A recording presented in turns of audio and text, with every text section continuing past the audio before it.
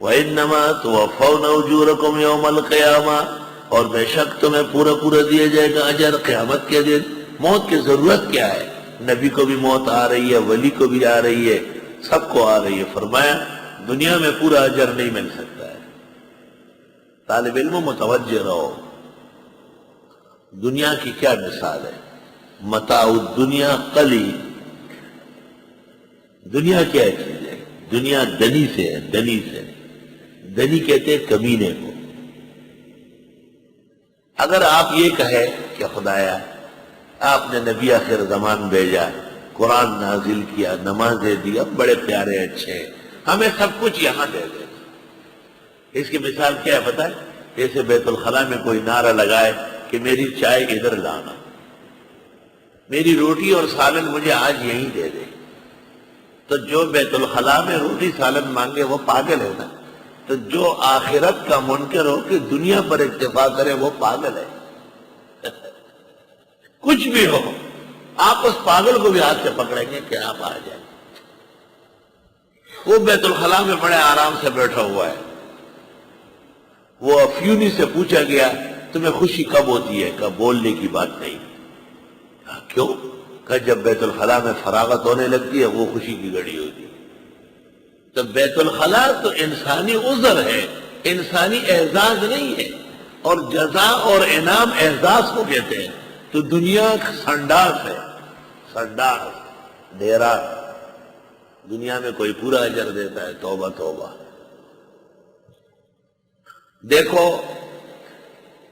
مرغی کا چوزا جب انڈے میں بند ہوتا ہے اور اس کو کہے کہ انڈے کا چلکا ٹوٹے گا، تو باہر آئے گا، باہر درخت ہوں گے، بڑی زمین ہوگی، باجرہ اور غوخ ہوگا، وہ کہے گا نہ خدا نہ کریں گے چلکا ٹوٹے گا، نہیں، وہ ڈالا ہو رہے۔ اور اگر انڈے کو کہا جائے کہ باہر آئے تو تجھے ایسے ایسے مرحلے پیش آئیں گے، وہ کبھی بھی راضی نہیں ہوگا۔ بخاری شریف میں ہے اللہ تعالیٰ فرماتے ما ترددت فی شیء کترددی فی قبض نفس المومن۔ توبہ، مجھے کسی چیز میں کھٹکا نہیں، اللہ فرماتے ہیں کسی چیز سے میں خفا نہیں ہوتا، لیکن مومن کی روح قبض کرنے سے وہ خفا ہوتا ہے۔ اللہ فرماتے ہیں میں بھی خفا ہوتا ہوں۔ ولا بد له منہ، ہے ضروری بات۔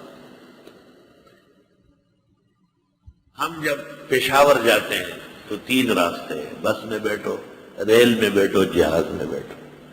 سعودی عرب جاتے ہیں 2 راستے ہیں، سمندری راستے سے ختم، ہوائی جہاز کا۔ دیکھو ذرا غور کرو، امریکہ برطانیہ 1 راستہ ہے، صرف ہوائی جہاز کا۔